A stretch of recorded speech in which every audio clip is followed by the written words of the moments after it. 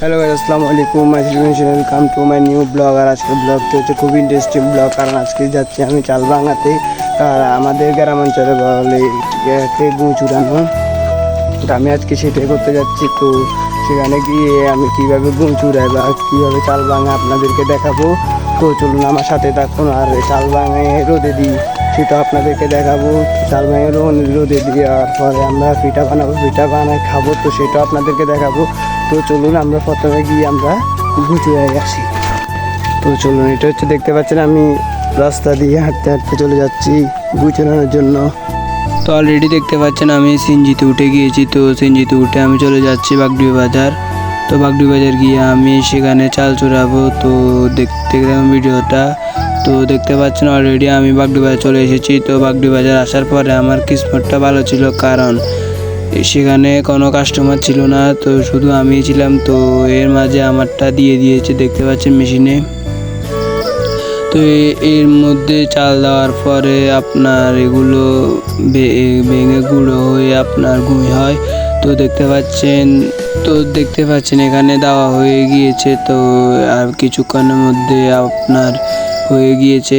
তো দেখতে পাচ্ছেন এখন আমার বস্তার মধ্যে গুঁড়িগুলোকে দিবে। তো সেখানে দেওয়ার পরে নিয়ে বাড়িতে চলে যাব। তো বাড়িতে আসার পরে কি হয় দেখতে থাকুন।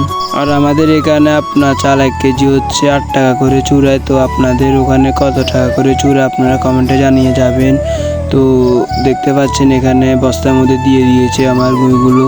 আর এখানে আমি আপনার 8 কেজি চাউল দিয়ে গুঁড়ি করেছি। তো এখানে দেখতে পাচ্ছেন আমার বস্তার মধ্যে দিয়ে দিয়েছে।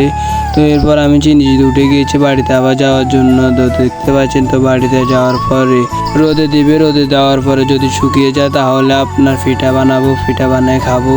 তো দেখতে থাকুন ভিডিওটা।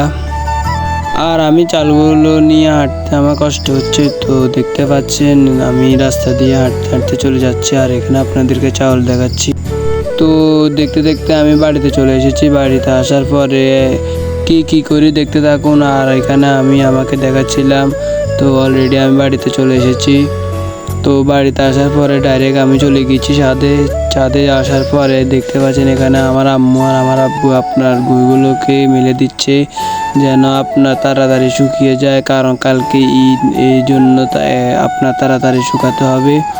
এরপর আপনার গুঁড়িগুলোর উপরে কাপড় দিচ্ছে, যেন আপনার গুঁড়ির উপরে ময়লা এসে না পড়ে।